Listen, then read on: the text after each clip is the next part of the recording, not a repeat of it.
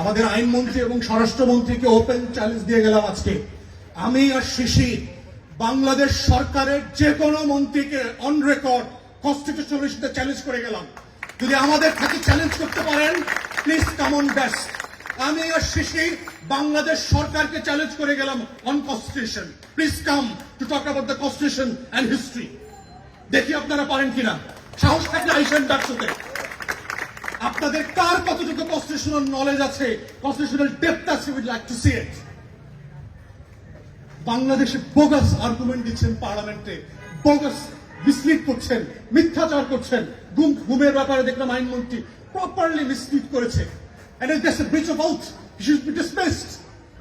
As a cabinet minister হিসেবে সে নেশনকে mislead করতে পারেন না।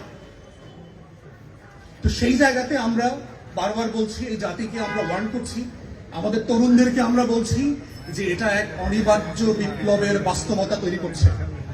প্রথম এবং দ্বিতীয় বিশ্বযুদ্ধ নিয়ে যারা হিস্টোরিয়ান আছেন তারা বলেছেন যে এটা আসলে দুইটা বিশ্বযুদ্ধ ছিল না, it was a one world war with a long ceasefire. অমীমাংসিত জায়গা ছিল। এবং সেই জন্য যেটা হয়েছে বাংলাদেশে 24-এর গণ অভ্যুত্থান জুলাই সনদ দিয়ে শেষ হয়ে যায় নাই। এটা একটা অনিবার্য কাঙ্ক্ষিত বিপ্লবের মধ্যস্থতার সময় চলছে, সিজফায়ার পিরিয়ড চলছে। এবং আমরা দেখতে পাচ্ছি আকাশে যে টর্নেডোর কালো মেঘ বৈশাখের চেপে বসেছে, এই রাজনীতির কালো বৈশাখ আবার কয়দিন পরে এই রাজনীতির আকাশে ফিরে আসবে। আমাদের তরুণরা আবার মুক্তির লড়াই নিয়ে আবু সাইদ, মুগ্ধ, ওয়াসিম, শরীফ ওসমান হাদির মতো আবাবিল হয়ে আবার বাংলার আকাশে ফিরে আসবে। শুধুমাত্র এইটা বলবার জন্য বুকের ভেতর অনেক ঝড়, বুক পেতেছি গুলিকর, লাখো শহীদের রক্তে কেনা দেশটা কারো বাপের না। আজাদির প্রশ্নে, ইনসাফের প্রশ্নে আপোষ না করে আমরা লড়াই করে যাব বাংলাদেশের লাল সবুজের পতাকার জন্য।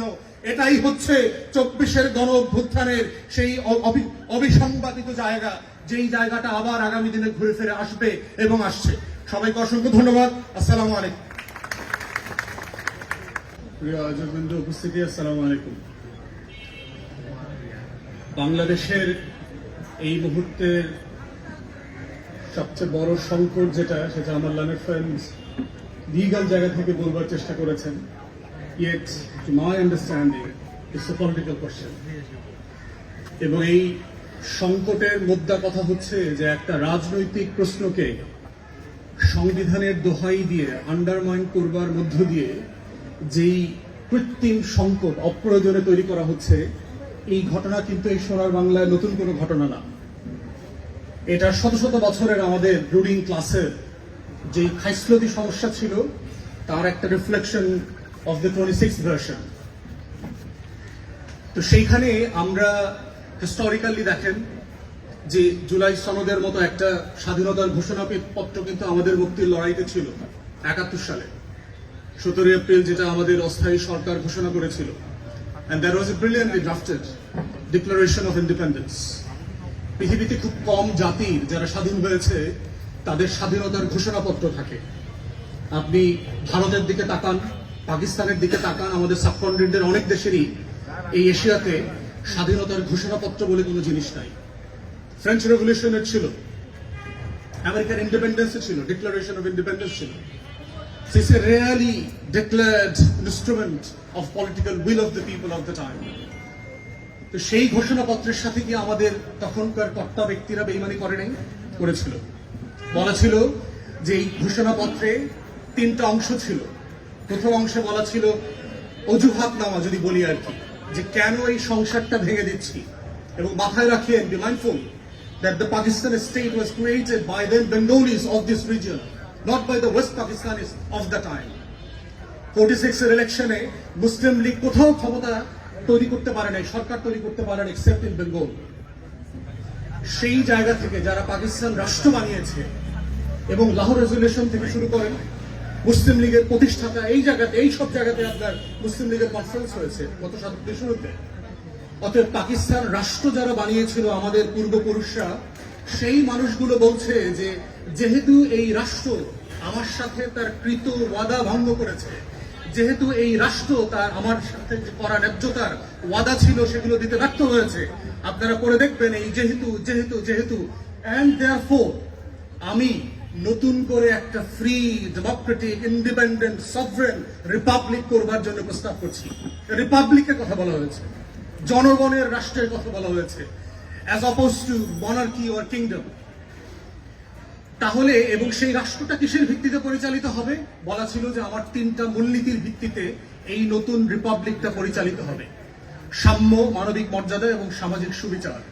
ফ্রেঞ্চ রেভলিউশনের ডিক্লারেশন যদি পড়েন, রাইটস অফ ম্যান, সেখানে দেখবেন যে এক্স্যাক্টলি সেই ভ্যালু সিস্টেমগুলো যেগুলো বলশেভিক রেভলিউশনে বলা হয়েছিল যে এই ভিত্তিতে আমার এই রাষ্ট্রটা হবে। কিন্তু আমরা দেখলাম 72-এর সংবিধান প্রণয়ন কমিটি, যে বিখ্যাত কমিটির কথা বারবার বলে 72-এর সংবিধান গেলানোর চেষ্টা করা হয় আমাদেরকে, তারা কি প্রস্তাব করলেন? নতুন করে 4টা মূলনীতির প্রস্তাব করলেন: ধর্মনিরপেক্ষতাবাদ, বাঙালি জাতীয়তাবাদ, গণতন্ত্র, সমাজতন্ত্র। কোথায় পেলেন? যেই ঘোষণাপত্রের ভিত্তিতে লক্ষ লক্ষ মানুষ মুক্তির লড়াইতে নেমেছিল, আমার বাবা সহ, তারা তো ওই মূলনীতিগুলো শুনে যুদ্ধে নেমেছিল। আপনি এই মূলনীতিটা কোথায় পেলেন? 70-এর নির্বাচনে ম্যান্ডেট দিয়েছিলেন এই মূলনীতির ভিত্তিতে নতুন রাষ্ট্র করবেন, দেন নাই। 69-এর গণ অভ্যুত্থানে যে ম্যান্ডেট নেওয়া ছিল, সেই ম্যান্ডেটে বলা ছিল যে আমার নতুন রিপাবলিক এইটার ভিত্তিতে চলবে। 66-তে গণ অভ্যুত্থান হয়েছে, 6 দফা কর্মসূচি দেওয়া হয়েছে, সেখানে কি বলা ছিল যে আমার এই রাষ্ট্রটাই 4টা মূলনীতির উপর ভিত্তি করে চলবে। আওয়ামী লীগের দলীয় গঠনতন্ত্র ছিল, মুক্তিযুদ্ধের 9 মাসের কোন দলিল দস্তাবেজ অস্থায়ী সরকারের কোথাও ছিল না।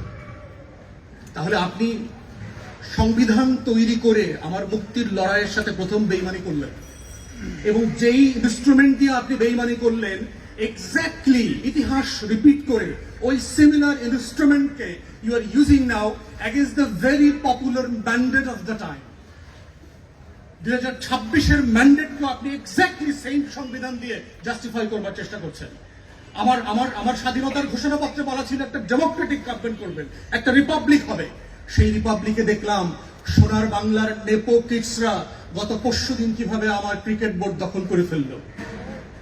বলা ছিল রিপাবলিকের কথা, কিন্তু কায়েম করলেন রাজতন্ত্র। আপনার পারিবারিক রাজতন্ত্র কায়েম করলেন। নেপালের কথা মনে নাই? নেপালের আন্দোলন কোথায় শুরু হয়েছিল? আপনাদেরকে মনে করিয়ে দিচ্ছি, এই নেপো কিডদেরকে বাংলাদেশের তরুণরা আবার প্রতিরোধ করবে ইনশাআল্লাহ। বাংলাদেশের ইতিহাস সাক্ষী, these are not tolerated for years and years, for hundreds of years. These have been evident for the nation and the students. These have been the place for evidence. This has happened in the past and shall happen in the future for the same given reason. এটা হইতেই হবে। এটা মুক্তির লড়াইয়ের অঙ্গীকার ছিল আমাদের। সেই নেপোকেটসরা আবার বাংলাদেশে নতুন করে সুটটাই করে ফিরে এসছে, যাদের আয়োটা অফ এভিডেন্স কোনো কন্ট্রিবিউশন নাই গত জুলাইয়ের অভ্যুত্থানে, ন্যূনতম কোনো অভ্যুত্থানের কোনো কন্ট্রিবিউশন নাই। এক্স্যাক্টলি দেখেন 72-এর সংবিধানে কিভাবে আমাদের সাথে প্রতারণা করলো। বলা ছিল একটা গণতান্ত্রিক রাষ্ট্রের কথা স্বাধীনতার ঘোষণাপত্রে ছিল। বাংলাদেশের ইতিহাসে সোনার বাংলায় প্রথম নির্বাচন, the old enough to remember and those good enough to read the books of history, 73-এর মার্চের প্রথম নির্বাচন করেন। বাংলাদেশে জাসদ সবচেয়ে বড় বিরোধী দল ছিল, তাদেরকে কোথাও ইলেকশন ক্যাম্পেইন করতে দেওয়া হয়নি। 100-র উপর ক্যান্ডিডেটকে পিটায়, জেলে ভরে, হত্যা করে নাই করে দিয়েছে। শেখ মুজিব নির্বাচনের পরে বঙ্গভবনে দাঁড়িয়ে বলেছে আজকে বাংলাদেশে কোনো বিরোধী দল নাই। শেখ মুজিব বলেছে অন রেকর্ড। তাহলে 73-এর নির্বাচন তার ফল, আর আমার স্বাধীনতার ঘোষণাপত্রে আপনি কি বলা ছিল? আর 72-এর ইনস্ট্রুমেন্ট দিয়ে যে ইলেকশনটা করলেন, এক্স্যাক্টলি আপনি আমার মুক্তির লড়াইয়ের সাথে আবার বেইমানি করলেন, exactly using or excusing with the same instrument of politics. তাহলে চিন্তা করে দেখেন, এই মুক্তির লড়াইতে এই জাতির পলিটিক্যাল ক্লাসের বেইমানির ইতিহাস নতুন করে ঘটনা না, বারবার ঘটেছে। এবং বারবার আমার তরুণরা ঠিক একই কারণে রাস্তায় এসে লড়াই করে, জীবন দিয়ে মুক্তির লড়াইতে আখরে আখরে রক্ত দিয়ে দেয়ালে দেয়ালে লিখে দিয়েছে, বুকের ভেতর অনেক ঝড়, বুক পেতেছি গুলিকর। কারণ এই ঝড়ের সিমটমটা একদিনে তৈরি হয় নাই, বসন্তে বসন্তে শেষে কালবৈশাখী এসে আমার তরুণদের হৃদয়ে সেই ঝড় তৈরি করে দিয়েছে টর্পেডোর মতো করে, যেটা 24 হয়ে ফিরে আসে, যেটা 90 হয়ে ফিরে আসে, যেটা 71 হয়ে ফিরে আসে।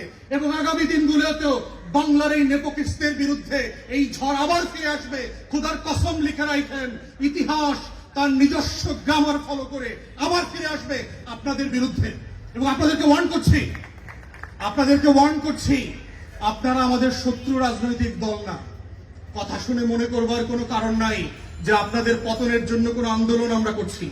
আমরা শুধু আপনাদেরকে সতর্ক করছি, আহ্বান করছি, কারেকশন করবার জন্য বলছি, নিজেদের পথ শুধরায় নেন। তা না হলে এমন একটা সময় আসবে, ঘুম থেকে উঠে দেখবেন আপনার কর্মচারীরা বলবে, স্যার ম্যাডাম বিমান এসে পৌঁছে গেছে গেটে। বিশ্বাস করেন, these are the things happened in the past. এবং এই বাস্তবতাগুলো অস্বীকার করবেন না, ভুলে যাবেন না। ক্ষমতা যেটা করে, চোখের সামনে ছানি ফেলে দেয়, এবং ওই ছানির কারণে যেটা হয়, আপনারা সত্য দেখতে পারেন না, ওই কাচের দেওয়াল ভেদ করে। অতএব আজকের এই হীনমন্যতার জায়গাটা কোথায় সেটা বলে আমি শেষ করব।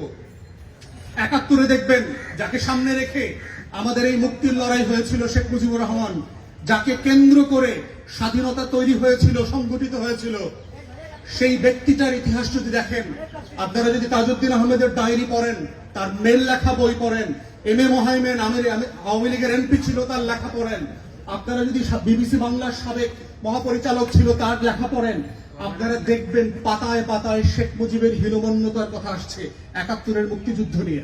কেন? আমি এত বড় নেতা, আমি ৭ তারিখে এত মানুষের সামনে বক্তব্য দিলাম, আমার এক আঙ্গুলে দেশের কোটি কোটি মানুষ উঠেছে আর বসেছে, সেই আমি ছাড়া কিভাবে একটা মুক্তির লড়াই সংগঠিত হয়? এই হীনমন্যতা শেখ মুজিবকে সবসময় তাড়া করে ফেলেছে। তাজউদ্দিন আহমেদ তাকে বারবার বলেছে, আসেন মুজিব ভাই, আপনাকে আমাদের মুক্তির লড়াইয়ের গল্পটা বলি। আপনাকে একদিন নিয়ে মুজিবনগর যাই, সীমান্তের এই পারে ওই পারে আমরা মাসের পর মাস কিভাবে ঝুঁকি নিয়ে একটা মুক্তির লড়াইকে সংগঠিত করেছিলাম। শেখ মুজিব খাইতে খাইতে বলতেছে, আমি সব জানি, তোরা কি করছো না করছো। শেখ মুজিবের ভিতরে এই হীনমন্যতা প্রচন্ড রকম কাজ করতো। ঠিক একইভাবে দেখতে পাচ্ছি, এবং বাই ডিফল্ট শেখ মুজিব ওই লড়াইতে রণাঙ্গনে ছিলেন না। ২৫ তারিখ যখন গোলটেবিল বৈঠক ভেস্তে গেল, বিকালে সন্ধ্যায় তাজউদ্দিন আহমেদ বলছে যে আমি একটা রেকর্ডার কাগজ কলম নিয়ে শেখ মুজিব ভাইয়ের বাড়িতে গেলাম, যে মুজিব ভাই, খবর পাচ্ছি আজকে সব ক্র্যাকডাউন হবে রাতে, আপনি একটা ঘোষণাপত্র রেকর্ড করে দেন, আপনাকে যদি কোনো কারণে অ্যারেস্ট করে ফেলেন, আমরা যেন এইটাকে কেন্দ্র করে সামনে রেখে জনগণকে সংগঠিত করতে পারি। শেখ মুজিব অস্বীকার করলো যে না, কোনো ঘোষণাপত্র এখন রেকর্ড করা যাবে না, এগুলো ঝামেলা হবে, আরো বেশি ধরপাকড় হবে। উনি বললেন, তাহলে কাগজ কলম নিয়ে আসছি, একটু লিখে দেন যেটা আপনার নামে আমরা পাঠ করব। শেখ মুজিব সেটা করতে অস্বীকার করেছিল। এই শেখ মুজিবের নামে যিনি ঘোষণাপত্র দিতে অস্বীকার করলেন, যিনি বক্তব্য রেকর্ড করতে অস্বীকার করছেন, অথচ তাকে সামনে রেখে একটা মুক্তির লড়াই সংগঠিত হয়েছে, তার ভিতরে এবং তার ৭১ পরবর্তী আচরণ পুরোটা মিলিয়ে দেখা যায় যে ৭১ মুক্তির লড়াইতে শেখ মুজিব, শেখ পরিবার এবং আওয়ামী লীগের বড় একটা অংশের যে হীনমন্যতা, এবং এই হীনমন্যতা কাটিয়ে উঠতেই তাকে চেতনা ব্যবসা করতে হয়েছে গত ৫৫ বছর। সে মুক্তির লড়াইটাকে ঘোষণাপত্রের আলোকে একটা রিপাবলিক করবার বিনির্মাণের চেষ্টা সে করে নাই, বরং মুক্তির লড়াইকে নিয়ে সে ব্যবসা করতে চেয়েছে, স্বাধীনতার ঘোষণাপত্র নিয়ে ব্যবসা করতে চেয়েছে, মুক্তিযুদ্ধের শহীদদেরকে নিয়ে ব্যবসা করেছে। একটা তালিকা পর্যন্ত হয় নাই এই সোনার বাংলায়। কত অসভ্য রাষ্ট্র আমরা চিন্তা করেন, আমার এই দেশের জন্য যে মানুষগুলো জীবন দিয়েছে তার একটা তালিকা পর্যন্ত নাই। আপনি ভিয়েতনাম মেমোরিয়াল দেখে আসেন, ৫৯,০০০ প্লাস সৈন্যের প্রত্যেকের নাম সেই ভিয়েতনাম মেমোরিয়ালে লেখা আছে। আপনি এখন ট্রাফালগার স্কোয়ারে যান, আপনি লন্ডনে গেলে দেখবেন, হাইড পার্কে গেলে দেখবেন ২০০৫ সালে ৭/৭ বোম্বিং এ যে ৫২ জন মানুষ মারা গেছে, প্রত্যেকের নাম সেখানে খোদাই করে দেওয়া আছে। আপনি ওয়ার্ল্ড ট্রেড সেন্টারে যান নিউ ইয়র্কে, ৯/১১ ঘটনার ৩,০০০ প্লাস কাছাকাছি মানুষের প্রত্যেকের নাম খোদাই করে দেওয়া আছে। আমার শহীদদের একটা তালিকা নাই, সংখ্যা আছে ৩০ lakh. Do you understand? ৩ million. ৩০ lakh কি জিনিস, সেটা কয়টার পেছনে কয়টা সংখ্যা লাগে আপনি বোঝেন? আওয়ামী লীগ এই হীনমন্যতার কারণে সেগুলো নিয়ে রাজনীতি করেছে। প্রয়োজন ছিল, আপনার লড়াইতে ১০০ লোক মারা গেল, that's good enough, it's a change for the state. আমার একটা রাষ্ট্র প্রকল্প আছে, একজন লোক না মারা গেলেও কোনো সমস্যা নাই। আমার রাষ্ট্র প্রকল্পের সাথে মৃত্যুর সম্পর্ক নাই, এটা আকাঙ্ক্ষার স্বপ্ন, স্বপ্নের সম্পর্ক। আমি একটা রাষ্ট্র বানাতে চাই, যে রাষ্ট্রটা আমার স্বপ্নের যে বড় হবে, আকাশ সমান হবে, তেমন একটা রাষ্ট্র চাই। সেই রাষ্ট্রটা শেখ মুজিব আওয়ামী লীগ করতে পারে নাই বলে তার হীনমন্যতা। এক্স্যাক্টলি দেখবেন বিএনপি নেতাদের মধ্যে, সে ২৪-এর আয়নায় যখন তাকায়, বিএনপির কোন মিছিলের ছবি নাই। সে যখন ২৪-এর আয়নায় তাকায়, বিএনপির ব্যানার ধরা কোনো মিছিল নাই। সে যখন ২৪-এর আয়নার দিকে তাকায়, ছাত্র তরুণদের সাথে একসাথে বিএনপির নেতারা মিছিল করছে, তেমন কোনো প্রতিবাদের ঝড় নাই, বরং তারা অন রেকর্ড বলেছিল এটার সাথে আমরা নাই। এই হীনমন্যতা বিএনপি তারা করে ফেলছে। সে যখনই 24-এর আয়নায় তাকায়, সে এনসিপি কে দেখে, এবি পার্টিকে দেখে, তরুণদেরকে দেখে, নাম না জানা 1400 শহীদকে দেখে, 26,000 আহত মানুষকে দেখে, 600 অন্ধকে দেখে, কিন্তু সে বিএনপিকে খুঁজে পায় না।